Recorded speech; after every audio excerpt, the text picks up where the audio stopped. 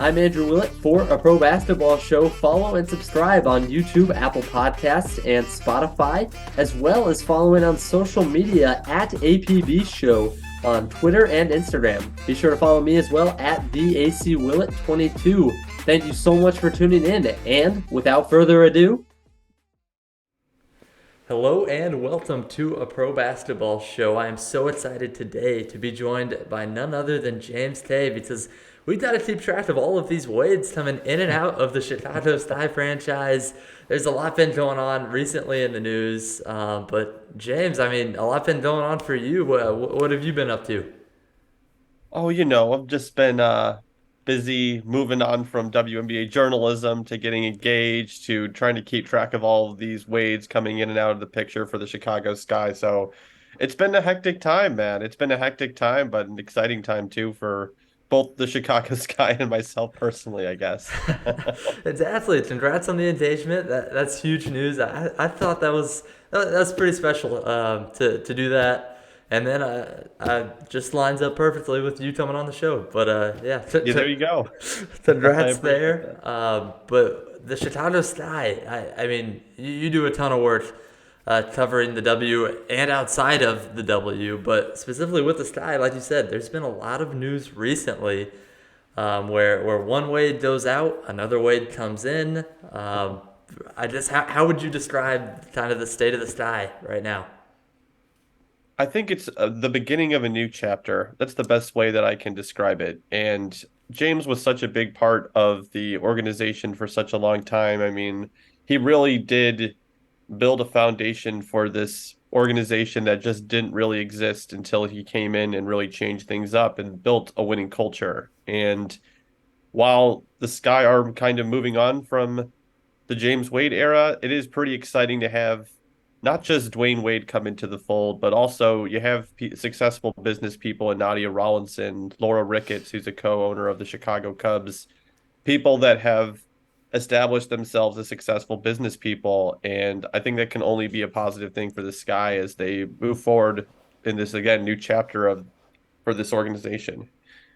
Yeah, and how about on the basketball court? Because you lose your head coach, that might change a lot, might stay the same, but it's going to have an effect. How are the Sky doing at this point in the season? I think they're doing the best that they can given the sudden shift. It is I think a lot of them they weren't shocked when the on the day that the news came out, but it is somewhat of a surprise for all these players that were told that they were going to be playing under James Wade this year.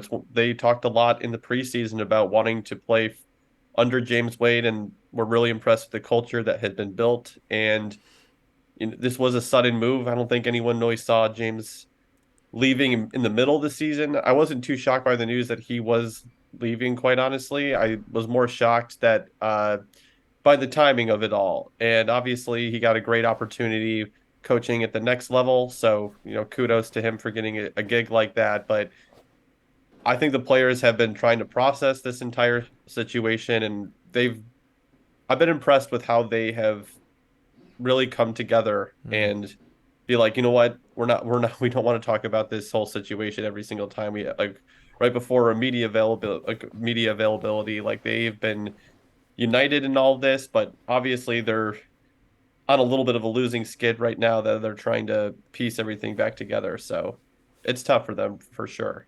I know, I can't even imagine being a player on those teams. Just being a fan of the W, it was shocking news, is to say the least. I'd say there were some people who were not too happy. I know I was a little disappointed in like you said, Uh, the timing of the move. I guess where are you at on it now in terms of because there was some outrage. Yeah, and I get why fans would be upset. I just do, I really do think though, when people talk about the Sky's future being completely shattered because of the Marina Mabrey trade, I do think that's a little overstated, quite honestly. If you just look at how the draft lottery works in the WNBA, where it's a 2-year cumulative record that determines the draft lottery, the Sky would have the 10th pick in next year's draft. So Dallas is going to have that pick, but right now it's the 10th pick. So would I rather have Marina Mabrey, who I think can develop into an all-star, and instead of like I don't know, someone like Stephanie Suarez and whoever the 10th pick is next year, like, yeah, I think I do make that move. I'd feel confident making that move. It's the 2025 potential pick swap with Ka being, we don't know what's going to happen with Kalia Copper at the end of this season if she's going to move on from the organization. So, sure, I get from that, I would get if people specifically pointed out the pick swap. But in terms of the other two draft picks, if you are trying to keep Kalia Copper with the Sky, you want to keep her on your team, you got to make win now moves, and that's what they did this offseason. So I do think a lot has been overstated about the Sky's future, and you can still build through the draft unorganically. It doesn't have to be the picks you own. You can still trade back into the draft. There are ways to make it work, and I don't think this guy's future is completely screwed by any means. So I get the outrage. I get that how the timing of all this is kind of jarring, especially if you look at what Kalia Copper said right afterwards. I get it, and I'm not saying that it wasn't like a it wasn't a tough move or anything, or it's if I was like it's not like a unselfish move by James Wade by any means, but I also get it at the same time and think this whole trade stuff is a little overstated. That's fair. I think a lot of it really was optics wise. Him Yeah. deciding to leave middle of the season for dead of the off season to go join the Toronto Raptors in the NBA. But like, especially like I think it was the optics of it as well as kind of the draft picks that you just discussed. I think it's curious that you bring up the 2025 pick, obviously next year's pick. When you frame it as the 10th pick, that does sound a little bit better when you bring in a Marina Mabrey like that. But I was curious how you Yeah. thought this affected Kalia Copper because that is that's a big piece where I mean on my podcast I've had guests who I'm like, hey, looking towards the off season for like the Minnesota Lynx and LA Sparks, who do you want to go grab? And her name is always mentioned. How do you think the James Wade departure specifically affects Chicago's future and Talia Copper?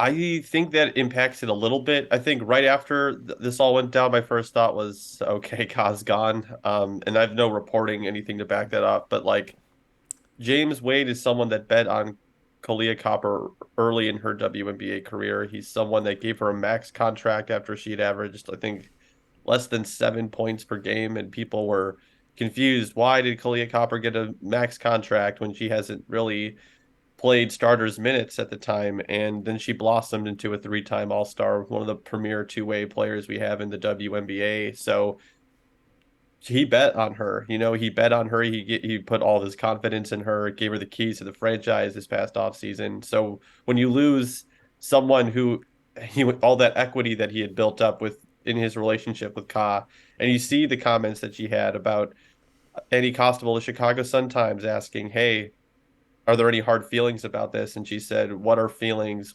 Like, what are hard feelings? Like that sticks out to you." But then Dwayne Wade coming into the fold, man, I think it, I think he has like this magnetism about him that I think is going to lure in not just WNBA free agents potentially, but also other NBA All-Stars, but to potentially invest in other franchises in the W. So I think that everything's up in the air right now, truly.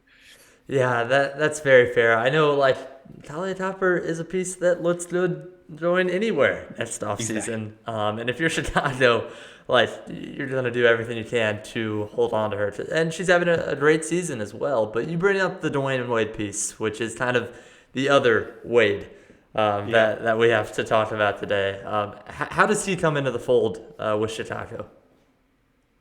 I am curious to see how involved he's going to be. That's one thing that I'm interested in is I mean I would ask myself, but I'm not a reporter anymore. I'm curious to see how much reporting someone like Andy does to see like what Wade's role is going to be as an investor. I do think that the reputation that he has, not just across basketball, but specifically Chicago, is great. And yeah, he just brings a dynamic to this team that just another big name that I think that's just a way to sell your organization, especially when you don't have a practice facility, when you practice in Deerfield, Illinois, which is about like 45 minutes away from Chicago. Like I think that this is a big deal. Like this is a big deal. And I think about someone like Jewel Lloyd, who's a free agent at the end of this year. And if you're able to keep Kalia Copper and you're able to, I don't know, but I think there's a foundation you can build right there, potentially, and getting Jewel Lloyd to come back to Chicago as well. Like, but I don't think that happens if you don't have if you don't have the practice facility or you don't have the big names like Dwayne Wade. So I think this is a huge deal for this guy. All right, I like that. I know I saw some of the quotes too, like Dwayne Wade saying some of his former NBA alumni reached out about how can I get involved as well. So I mean, that to be really positive for this team. Let's get to this team because there's still half a season left to play, yeah, and a kind of a lot going on. So on the court, like they win their first game after James Wade's departure, and then they go on a little bit of a skid here. Well, it's hard to phrase because it's just such a tough situation for yeah. this Sky squad. But how have they done since James Wade's departure? Is there hope for this team?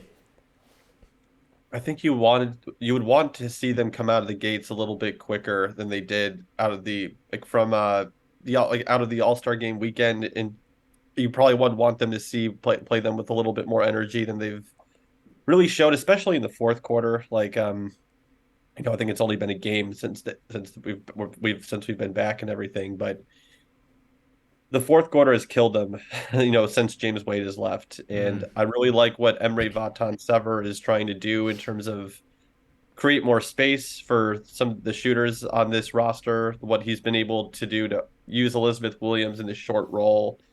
I I like what they're like the foundation of their offense. It's still the ball is just not going through the hoop in the way that it needs to be. And that's not just from the field. I'm talking about like at the free throw line. Like the free throw line for all season, they just have been really meager and they've given up a lot of freebies at the charity stripe. And when you're a team that already doesn't get a ton of foul calls, man, like you just got to be able to take advantage of all of those opportunities. And obviously, I mean, if you look at what they did against Phoenix, I mean, they go 2 for 21 from deep. It's like something's got to give. Like this team was successful when they were scrappy early on this year, Mm-hmm. and they've kind of lost um they kind of lost that element to their identity. So I think when we talk about the second half Sky, we want to see them return to that part of their identity of just being scrappy, showing that energy because they're not a super team, you can't just win. This isn't a team that's just going to win on talent alone. So that's kind of what we should see from the Sky in the second half if they're going to be successful. That's very fair. You brought up several points that I kind of wanted to touch on a little Yeah. bit. One of those, like I think the play kind of comes into play with the pace that they're playing at. I think Mm. early on in the season, where we saw them just running a lot, as much as they could, from my perspective at least, watching them play, and like you said, getting into other teams' offenses just on defense on the perimeter. But would you like to see them go back to that a little more? It sounds like maybe, but what do you think about kind of their pace of play? Because it's near the bottom of the league. Yeah. So one stat that I prefer over like the stat pace is seconds per possession after a defensive rebound. Mm. And the Sky are actually third in the league this year. Or the third quickest rate at 11.4 seconds after getting a defensive rebound. They're the third quickest team in terms of seconds per possession. So I don't think it's necessarily pace. I just think it's more in their half court sets. How are the how are they moving off the ball? How are they creating for each other? I think this team really stagnates on the offensive end when they're not as crisp, setting screens for each other. We've seen a lot of them really use a lot of Spain pick and roll, especially under Emre Vatan Sever. And when that doesn't look crisp, it's like there's only so much creation and space that you're going to have before Mm. you kind of rely on someone like Kalia Copper, Marina Mabry, or Courtney Williams to kind of just create for themselves. So I'm not really worried about the pace. I'm more I'd be worried about how they're moving within their half court offense, I'd say. So when you bring up that like that scrappiness, that's kind of more of a defensive thing. Um, Yeah, definitely. And creating opportunities on the other end for sure. okay, that's fair. I mean, and that's why we bring you on here, James. That's a great stat. I mean, I just went and see the pace stat, but all right, I'll take that. Yeah. So how about the rebounding that you just mentioned? Because they are 11th in defensive rebound percentage. Why is that? They are a smaller front court. I think that losing a Stu Fall before the season was actually a bigger deal than people Hmm. realized at the time. She wasn't someone that really blew things out of the water necessarily during that championship run in 2021. Obviously, she didn't play in 2022, but I do think losing someone at 6'5" like that was a big blow to the front court. And when you just don't have the size, even when you have someone like Elizabeth Williams, who's just been a beast on the defensive end. This is still a smaller front court, and I think sometimes teams are able to take advantage of that. So I think that's kind of been the problem there. Yeah, well, and that front court also missing a piece in Isabel Harrison. So I'll ask you, where's this team at health wise? When can we see Izzy Harrison back? Well, when I spoke with James Wade, I think a month or two ago, he said that not to expect Isabel Harrison back this anytime this season. So she's probably out for the year. And actually, I think any Costable also reported that Izzy and Rebecca Gardner are most likely done for the Man, year. that So is a that tough blow. it is a tough blow because I thought this team, after its hot start, could really I really thought that they could do some damage just given how the second tier of the WNBA is just so wide open right now. And losing Rebecca Gardner, I thought that she could have been a six woman of the year candidate. She was playing like it, and then she goes down against the Mystics, and the rest is kind of history there. So it's a huge blow. I think their season almost ended right there, and they just really haven't been able to rebound since. I mean, they went on a little bit of a run, but obviously the losing streak kind of thwarted that a little bit. Yeah, that's fair. And gosh, I mean that sucks for Isabel Harrison. I know Rebecca Gardner, one of any WNBA fans' like favorite players to watch out there. That that that sucks. Just to leave it at that, I think was like second for me in preseason sixth player of the year. So man, all Good right. pick. Yeah. Yeah, well, it would have been. Yeah. 'Cause she did get out to a great start this year. But all right, more positive note. Yeah. Let's talk the rookies. All right, because you've got some good ones. Have missed some time in the likes of Morgan Birch. But let me know how are these rookies doing? Because Chicago's got a lot of them with Morgan Birch, Sita Tone, Robin Parks, and Taylor Soule, I believe. Yeah, Taylor Soule. Yeah, no, it's been interesting because it's so funny when we refer to these players as rookies too, and like someone like Morgan Birch, who's been around, like everyone in the WNBA knew who Morgan Birch was before she got the national recognition, or not national, but like the recognition across the W for what she's been able to do this year. And then obviously she also was dealing with injuries too. But you see players like her. I mean, Robin Parks has been balling out overseas. You just look across the board, like some of these players. I think one of the strongest things about James Wade when he was the GM was that he could find all this overseas talent because he was right over there in France, being able to like scout some of these, and his wife too, Wade Lawson. So, um, yeah, no, I've been impressed by the rookies. I think Sika is someone who has a lot of potential, and depending on how she develops, like I think she could be a piece for them moving forward that they can maybe build with, maybe not around, but build with. And she has so much talent. I mean, I think she won the Spanish League MVP too before coming here. So I've been impressed. I think the secondary playmaking has been fantastic from Morgan Birch when she does it. Obviously, she's been more aggressive as a scorer lately, but I really have enjoyed watching Morgan Birch, especially this year. I think she's a WNBA player and has really proved it this year. So, James, we've touched on kind of some of the half court struggles for this team, the free throw shooting, which I was curious about because that is, I believe, dead last in the W percentage wise. Wait, say that again? The free throw shooting. I Yes. believe that Last is in dead W. last, which is dead. That's nothing to help you win, especially when it comes to some of those fourth quarter struggles that you mentioned. We covered kind of some of these rookies, the injuries. Uh, I guess what can this team work on to try and fit into the back into the playoffs here at the end of the year? It's so tough. There's so many things I think they need to improve on, but turning the ball over has been the biggest issue for this team, especially over the last 5, 6 games. I mean, this team has been turning the ball over a lot, and opponents are turning points into points on the other end from those turnovers. Like they just have to nip that in the bud. And once they do that, I think that is also going to help them defensively. I mean, when you turn the ball over on the offensive end, you're not set up on the defensive end. So I know that sounds super simple, but if they're just able to cut down on these turnovers, I mean, Mm.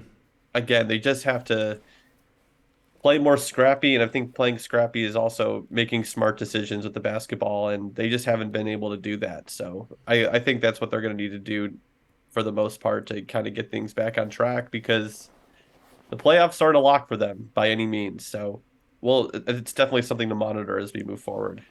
Yeah, I think they are in kind of a three-team fight for those last two spots with LA and Minnesota, who's kind of emerged here recently. Yeah. But for the Sky, obviously not at full health right now. Who's the best lineup that they can put out there in Chicago?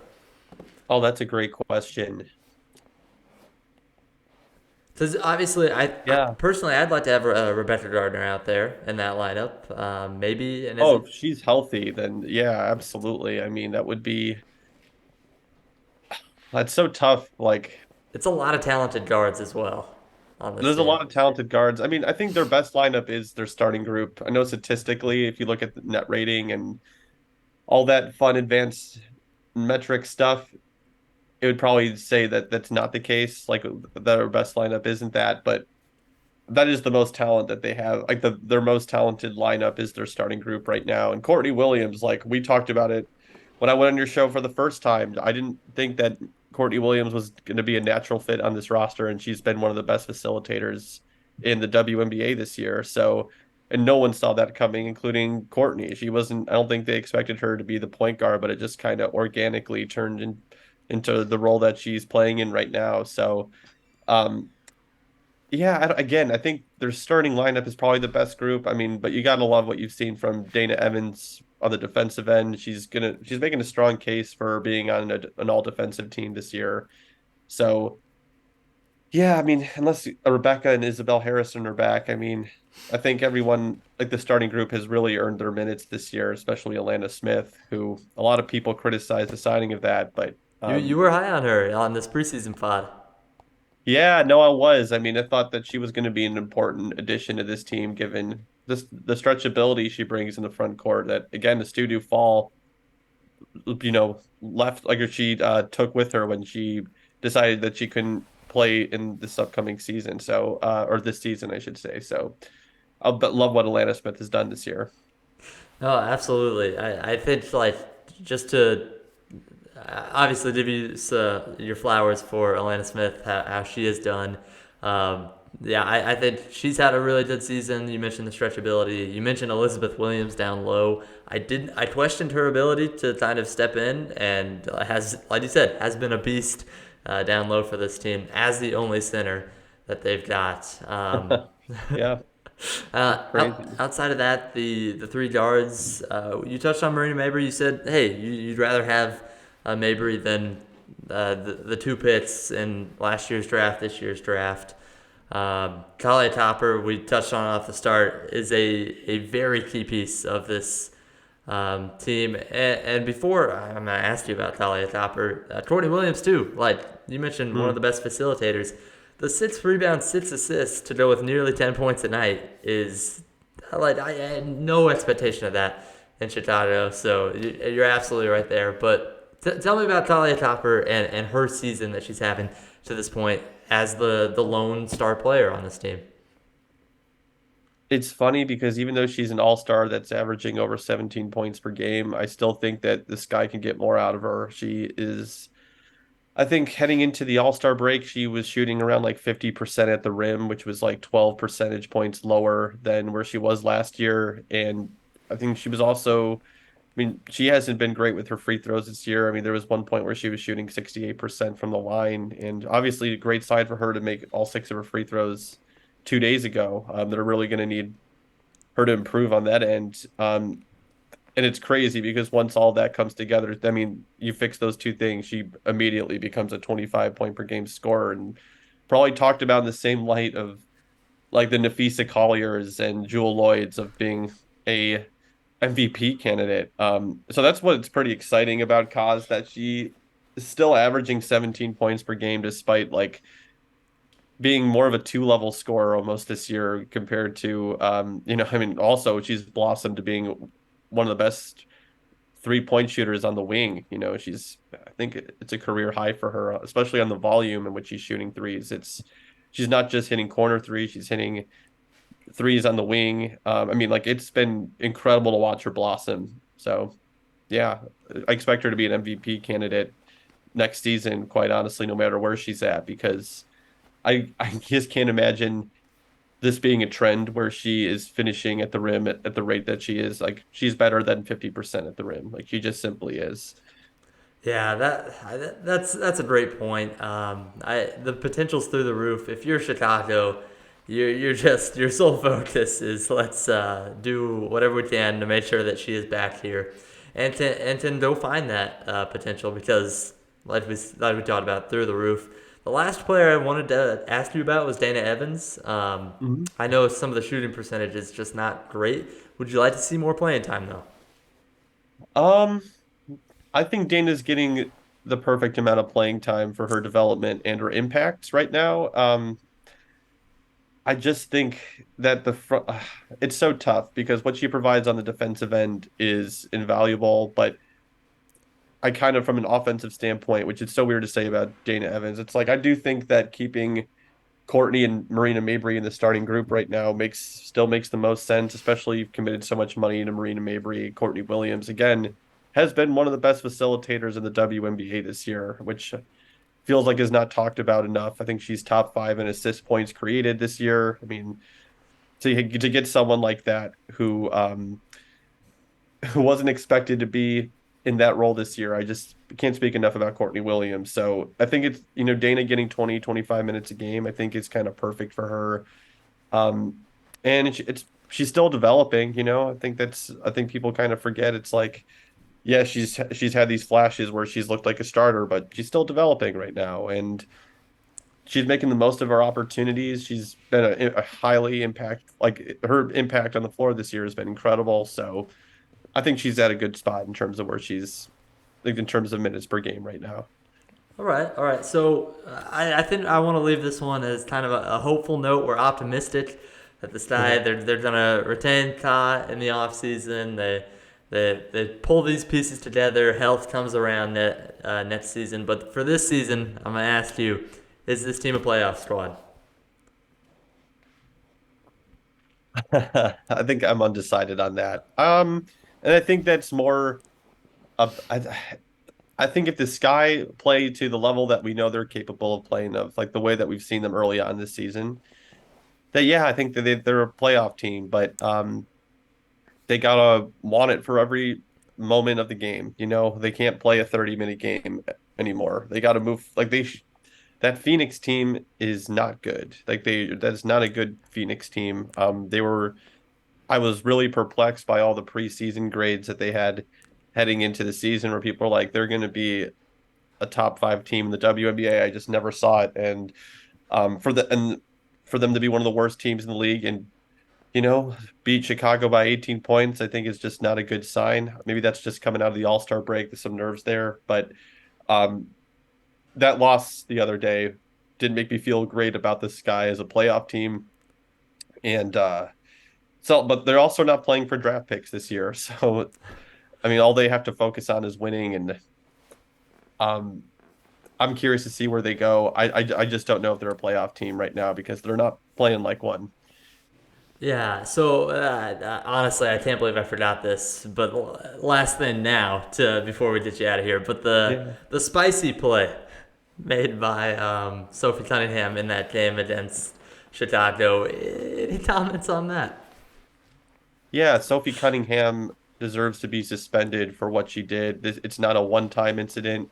This is not an isolated incident. This is someone that tried to hurt Kalia Copper after getting her ass blocked by Ka, so or whatever it was. Like I was blown away that we haven't seen anything from the WNBA saying just anything. I mean, you look at she did the same thing to I think it was Asia Wilson earlier this season. I think she hit Azurá Stevens in the stomach after a play like earlier, like even I think it was even like a week ago.